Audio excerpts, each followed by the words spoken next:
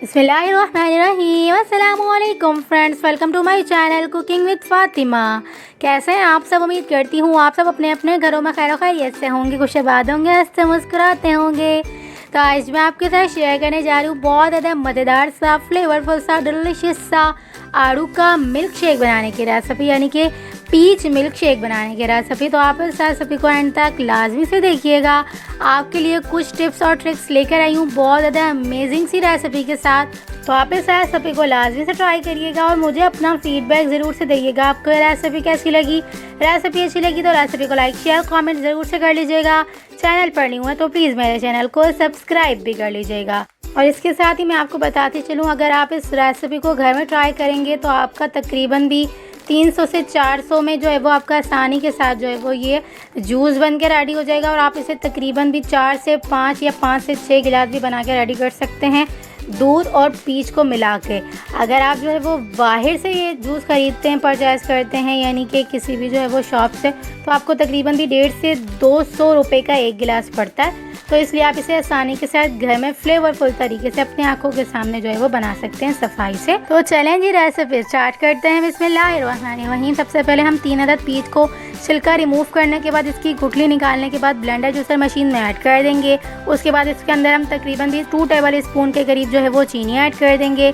चीनी ऐड करने के बाद इसके अंदर हम तकरीबन भी 2 गिलास के करीब जो है वो दूध ऐड करेंगे। और 2 गिलास ही हम इसमें जो है वो मिल्क शेक बना के रेडी करें, तो इसलिए हमने 2 गिलास ही इसमें जो है वो मिल्क ऐड किया है। और मिल्क ऐड करने के बाद इसे हम अच्छे से जो है वो ग्राइंड कर लेंगे, ब्लेंड कर लेंगे, एक मज़ेदार सा जो है वो जूस बना के रेडी कर लेंगे। उसके बाद क्या प्रोसेस है मैं आपको बताऊंगी। तो ये देखें जी, जूस हमारा अच्छे से ब्लेंड हो चुका है और अब हम दोबारा से इसे ब्लेंड करेंगे। तकरीबन भी 4 से 5 जो है वो क्यूब्स ऐड कर देंगे। अगर आपके पास क्यूब्स हो आप वो ऐड कर दीजिएगा। अगर आप जो है वो बड़ी बर्फ़ हो वो भी ऐड करके अच्छे से इसे दोबारा से घुमा लीजिएगा।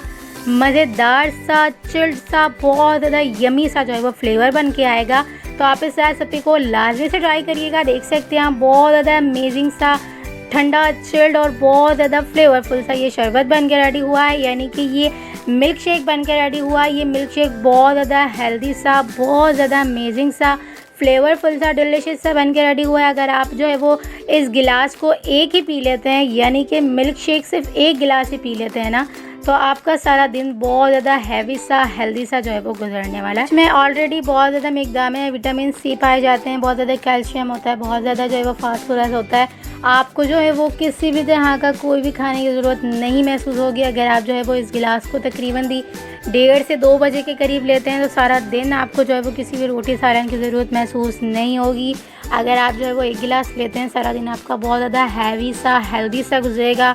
सारा दिन आप जो है वो एक्टिव रहेंगे, आपको किसी भी तरह के कोई खाने की ज़रूरत महसूस नहीं होगी। उसके बाद जो है आप सारा दिन एक्टिव महसूस करेंगे, बिल्कुल भी आप जो है वो लो या डल सा महसूस नहीं करेंगे। आप जो है वो इस रेसिपी को लाजमी से ट्राई करिएगा और डाइट में तो आप ज़रूर से लीजिएगा। ये रेसिपी आपके लिए बहुत ज़्यादा हेल्पफुल सी ये रेसिपी है और ज़्यादातर लेडीज़ के लिए तो ये बहुत ज़्यादा जो है वो हेल्दी सा, बहुत ज़्यादा रिफ़्रेशिंग सा मिल्क शेक बन के रेडी होता है। तो आप इस रेसिपी को दिन में एक बार ज़रूर से अपनी डाइट में लीजिएगा।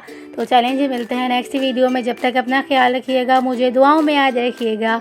मिलते हैं नेक्स्ट वीडियो में बहुत ही आसान, सिंपल और यूनिक सी रेसिपी के साथ। अल्लाह हाफ़िज़।